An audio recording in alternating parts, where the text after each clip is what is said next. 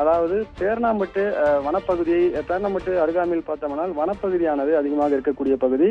அந்த வனப்பகுதியை ஒட்டி பார்த்தோம்னால் பெரிய தாமால் செருகு என்ற கிராமம் உள்ளன. இந்த கிராமத்தில் சரவணன் என்பவருக்கு சொந்தமான விவசாய நிலம் உள்ளது. அந்த விவசாய நிலத்தில் ஆடுகளை வளர்த்து வருகிறார். அது மட்டும் இல்லாமல் இரவு நேரங்களில் ஆடுகளை கட்டுவதற்காக ஆட்டு கொட்டகை ஒன்று அந்த பகுதியில் அமைத்திருக்கின்றார். இந்த நிலையில் நேற்று இரவு பார்த்தோம்னால் சிறுத்தை ஒன்று அந்த ஆட்டு கொட்டகைக்கு வந்திருக்கின்றன.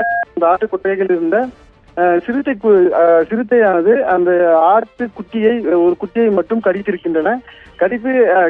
கடித்து தின்னும் போது அந்த பகுதியில் இருக்கக்கூடிய நாய்கள் கட்டியதின் காரணமாக அந்த பகுதியிலிருந்து சிறுத்தை தப்பி சென்றிருக்கின்றது.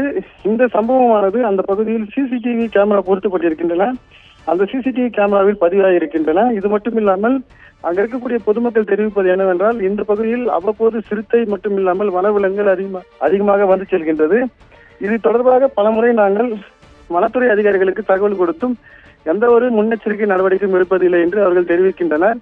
மேலும் இந்த பகுதியானது பொதுமக்கள் அதிகமாக வரக்கூடிய பகுதி. ஏனென்றால் அந்த பகுதியில் கோவில் ஒன்று இருக்கின்றன. இந்த கோவிலுக்கு பொதுமக்கள் அதிகமாக வரக்கூடிய பகுதி என்பதால் இந்த பகுதியில் மனிதர்கள் நடமாட்டம் இருப்பதன் காரணமாக சிறுத்தை மட்டுமில்லாமல் மற்ற வனவிலங்குகள் மனிதர்களை தாக்கக்கூடிய சூழல் இருப்பதாகவும் அந்த பகுதி பொதுமக்கள் தெரிவிக்கின்றனர். ஆகையால் இந்த பகுதியில் உயிர் பலி ஏற்படுவதற்கு முன்பு உரிய நடவடிக்கைகள் எடுக்க வேண்டும். ஏனென்றால் வனப்பகுதியிலிருந்து வரக்கூடிய விலங்குகளை ஊருக்குள் வராத மாதிரி தடுப்பதற்கான முயற்சிகளை வனத்துறையினர் மேற்கொள்ள வேண்டும். மேலும் வனப்பகுதியில் பார்த்தோம்னால் தண்ணீர் மற்றும் உணவுகள் இல்லாத காரணமாகவே வனவிலங்குகள் இது போன்று ஊருக்குள் வருகின்றன, கிராமத்துக்குள் வருகின்றன.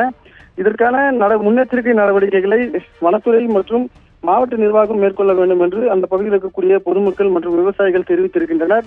தற்போது அந்த சிறுத்தையானது இந்த ஆட்டுக்குட்டியை கடித்திருக்கக்கூடிய சம்பவம் அப்பகுதியில் பெரும் பரபரப்பை ஏற்படுத்தியுள்ளது. அது மட்டும் இல்லாமல் இந்த சிசிடிவி காட்சியானது வெளியாகி மிகுந்த ஒரு அச்சத்தையும் ஏற்படுத்தியிருக்கிறது. பிரவீன்குமார்.